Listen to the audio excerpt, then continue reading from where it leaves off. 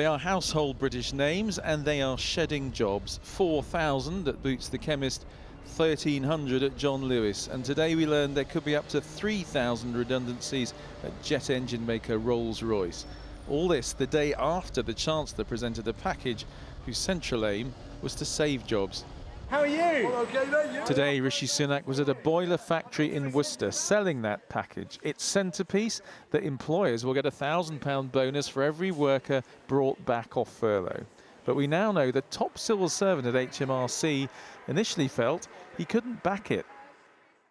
In his letter to the Chancellor, Jim Hara says he accepts there is a sound policy reason for going ahead, but he says because of the rules on public spending he must follow, I am unable to reach a view that this represents value for money.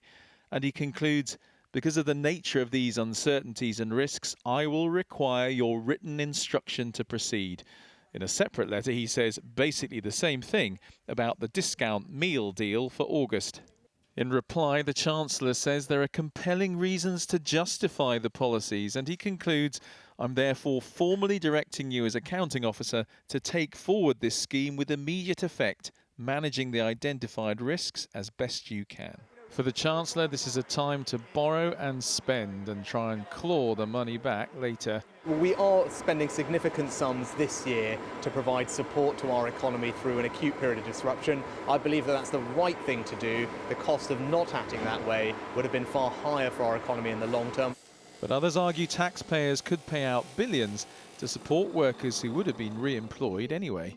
One could well argue that support might be better targeted because some of those businesses will be doing very well, not many, but some, and some of them will be owned by multi-millionaires who will, thankfully, who will have a £1,000 bonus per employee for employees they were keeping anyway. The government's accepted not every pound it spends will hit the target, but it insists to protect people's jobs. This is a time for big, ambitious plans. Andy Bell, 5 News.